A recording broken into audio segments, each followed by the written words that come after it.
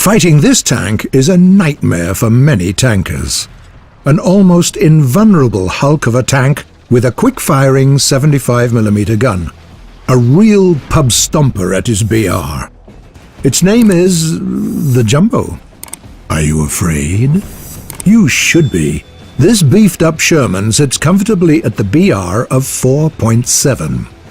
What can we say? If an owner of a Jumbo knows what he or she's doing, it can be a tough opponent even for a Tiger. But today, we'll bring it down using this humble tank. Moreover, our advice will help you to prevail on virtually any kind of vehicle that can actually meet the Jumbo in battle.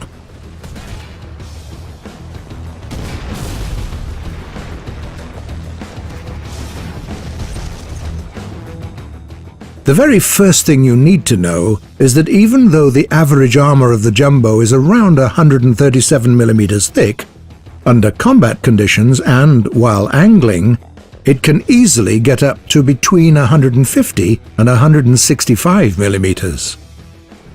Basically, the front side of the Jumbo is mostly impervious to damage, but you don't actually have to penetrate any armor at this point.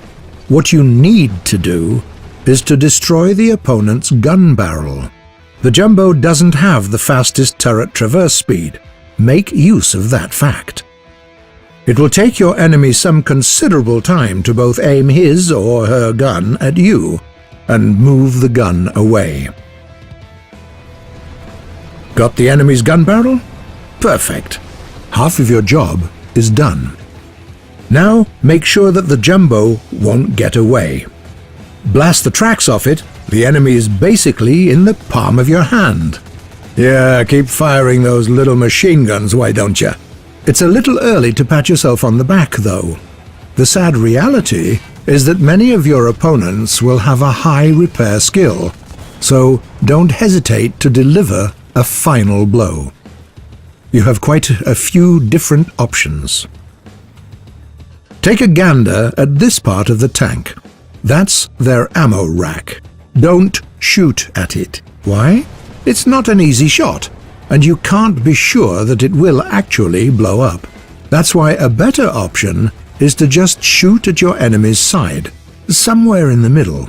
Yes, this way it might take more than a single hit to take care of the Jumbo, but you're very likely to eliminate 2 or 3 enemy crew members, which means that the opponent won't be able to move or to shoot for a longer period of time. Here's another idea.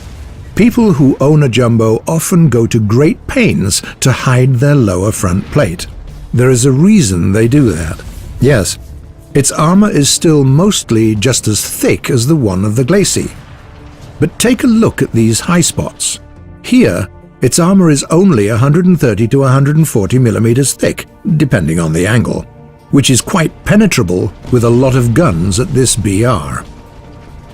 What you should not do is to shoot at the mantlet or the turret itself. 180mm of armor on the mantlet and the effective thickness of 250mm are no joke. If you're ready to risk it, or simply have only one shot left, try to hit the spot right under the enemy's mantlet. If you do everything right, there's a chance that it will ricochet right into the layer of armor that is only 20mm thick and pierce the opponent's roof. Yeah, the higher the caliber, the easier it is to pull this off.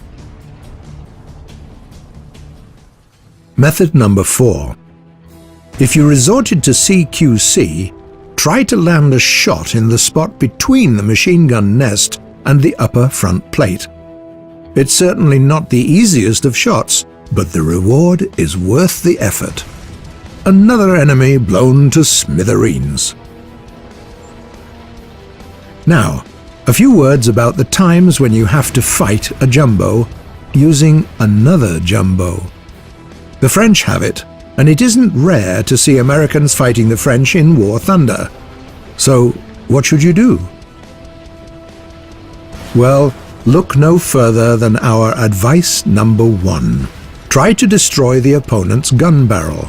Whoever manages to do it first is very likely to win the engagement. After that, prioritize enemy tracks and reposition yourself so that you can shoot at the opponent's side. At that point, you know what to do. Finish him. Just don't get caught in the moment. Be aware of your surroundings. This jumbo might have friends after all. Is there anything that we've missed? Do tell us in the comments below.